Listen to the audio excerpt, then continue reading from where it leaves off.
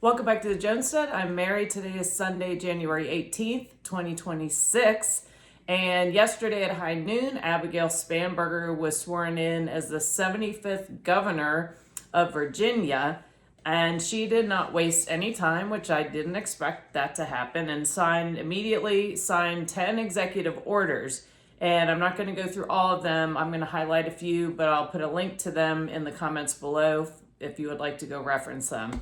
And the number one was statewide affordability, and that was the directive, which I do support, that there's some attention given to that. The problem is their approach is government minded and basically looking at ways, anytime the government is trying to make something more affordable, what happens? It tends to go the opposite direction. Too much government intervention then creates more inflationary issues. So, I agree with this directive. However, their approach is not going to end up in a result that's a benefit of the free market, unfortunately. And the second one was intra-agency health financing task force.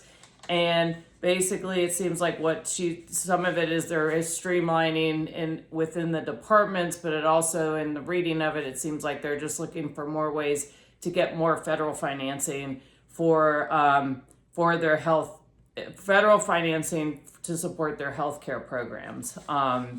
And number 4, high quality education directive, and it said this executive order also affirms the rights and protections of students, parents, and teachers by emphasizing inclusive, high-quality experiences for all learners, regardless of background. So we're going back to inclusivity, and that basically translates to boys dressed in skirts going into girls' bathrooms, or maybe just not even changing into anyway, I won't go into that.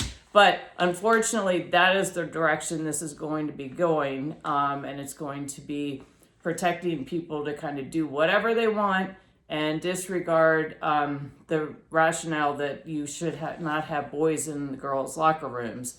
And we saw that was a big issue. Previous administration prior to Youngkin, his administration worked to crack down on that. A lot of school districts did not cooperate, and that really goes back to policy making through those school boards and those school administrators. But anyway, unfortunately, this continued push for inclusivity is not a healthy directive, in my opinion, for our school systems. Our school systems need to be focused on reading, writing, and arithmetic. Number 5, federal impacts assessment. Basically, this is addressing, because we have a very high population of former federal employees that were part of the cuts that are concentrated in Northern Virginia. So, of course, that's affected their economy up there. And so she thinks that it's the government's job to establish an economic resiliency task force to help those federal workers find new jobs. So anyway, and then number 10, this one basically turns Virginia back into a sanctuary state. This executive order rescinds Executive Order 47, which our previous Governor Youngkin, signed. And that order requires and encourages, that order that Youngkin signed requires and encourages state and local law enforcement to divert their limited resources for use in enforcing federal immigration laws. So she will not be cooperating with ICE. And again, this is, unfortunately, I think you're going to see this support of illegal activity, having people here illegally and being able to be safe in Virginia and protected. And we see a lot of these individuals that are here illegally that they are arresting in other states, and some have been arrested in Virginia, have very violent backgrounds. And Virginia also has a pretty severe problem with the gangs already. And so this administration, this new administration in Virginia is not going to be supporting the ICE efforts in order to get the worst of the worst out of the country. And that's very disappointing. And that gives me great concerns about the safety and security of the citizens, the law-abiding citizens in the Commonwealth of Virginia. So those were I hit on a couple. She had 10 executive orders that she signed. And another thing that was part of the executive orders was she talked about if anything were to happen to her, she has delegated, her authority has been delegated to her chief of staff. And her chief of staff is Bonnie Krenz Schnerman, and she was Spanberger's chief of staff in Congress for the last 5 years. And she also, prior to that, she helped her get elected when Spanberger ran against Dave Bratt.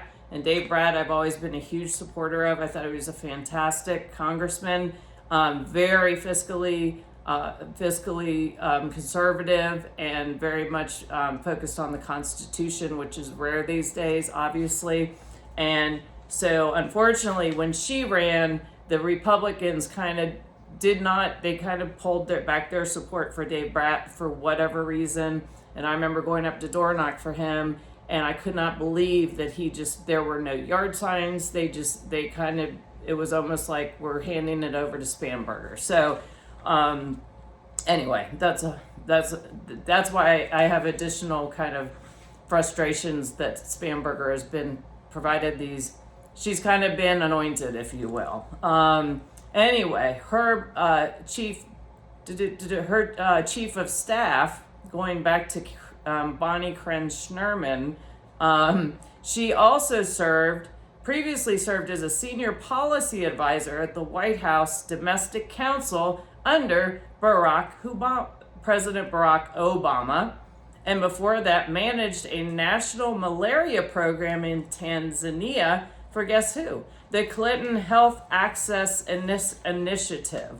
So heaven help us if anything happens to Governor Spanberger, because that's who's next in line. But Spanberger wasn't the only one that was sworn in yesterday. We also had the first Muslim lieutenant governor, and her name is Ghazala Hashmi, and she was sworn in placing her left hand on the Quran, and she also had a copy of the U.S. Constitution.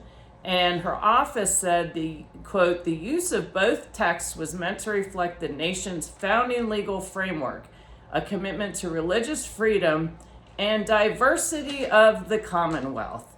And it just seems to me the more we focus on diversity of everything, we continue to lose unity. That's just my opinion. So that's our new lieutenant governor in Virginia. Congratulations. I didn't vote for any of these people, in case you are wondering.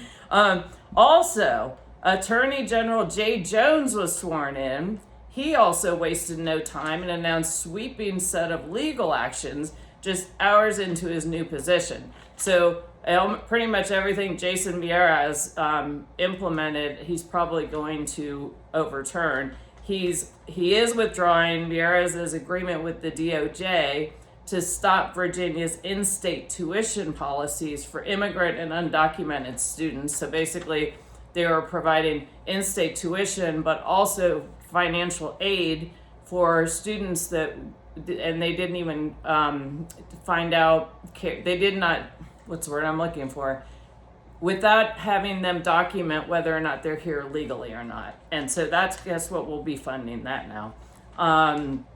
Also pushing back against Trump dismantling the CFPB.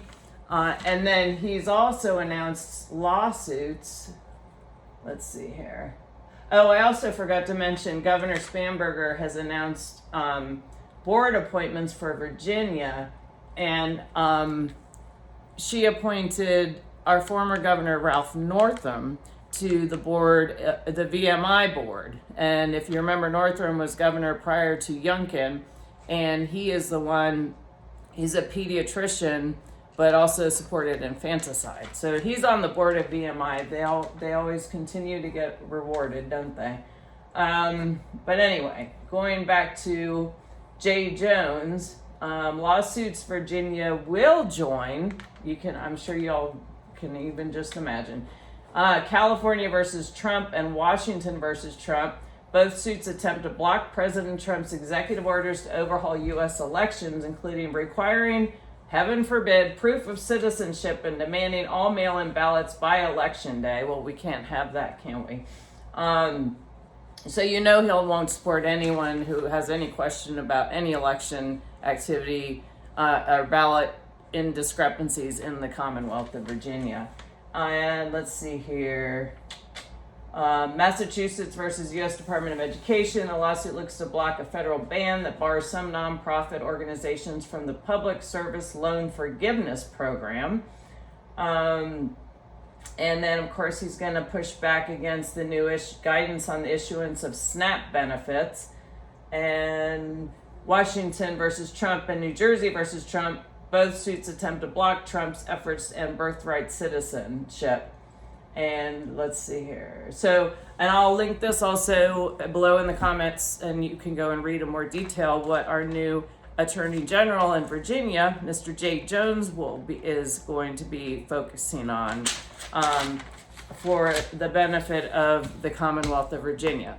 And it's very unfortunate because these policies, and I'm not trying to be political. The problem is there are very specific policies that different parties tend to support.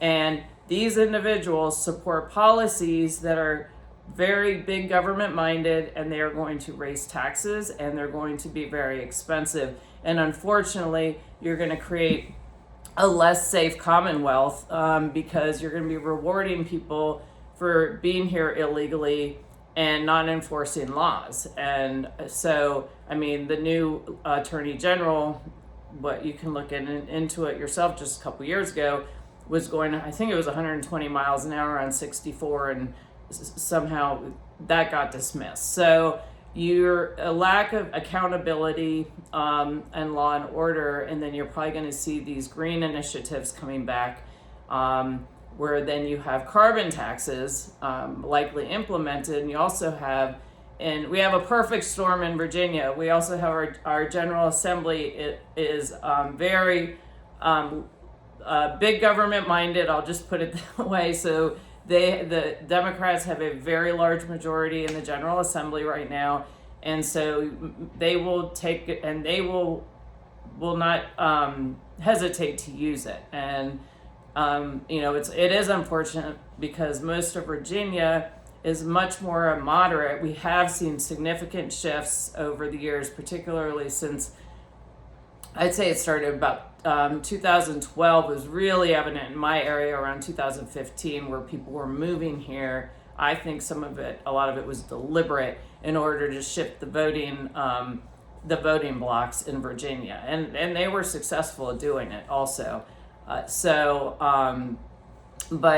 if you look at an election results map, it's similar to the United States, where the majority of Virginia is red, and then you have these blue spots. And Northern Virginia particularly is a strong driver for what the outcome in our elections are. So continue. We have 4 years ahead, and just 2026 hasn't been 1 minute dull, has it? But just continue to prepare. Again, we're not marching in the streets and protesting and being angry and throwing rocks at people. It is what it is, and we have the policies that they put out will probably be challenged also, but also make sure you're preparing. I think for increased costs, and make sure you've got extra food put up to buy it now. Put extra money aside for an emergency fund, food and water, and also make sure you know how to protect yourself. And because if no one out there is going to help you unless it's a good friend or a neighbor. So, and maybe they may or may not, you don't know. But my point is make sure you're doing something that where you are trained, where you feel like you have at least have an edge, you have a leg up if someone were to try and break into your house, or you're out shopping and whatever, they're trying to steal your purse, or they're hurting somebody else. So put yourself in a position where have some skills where you can handle that to a degree, to at least minimize the situation and get away and get to safety. So anyway, Virginia, we can't continue going on this way. I pray for the next 4 years, and really concerns me the leadership right now in the Commonwealth. And also another way we can counter it is if you focus on your local government, your local school boards, and really a lot of people just don't pay attention. And that is where you can really make a big difference, and is to get people in those seats that will actually serve the citizens in their community, and make sure that and look out for their dollars also. So anyway, thank you for watching. Please like, share, and subscribe, and I look forward to talking to y'all again soon. Have a great day.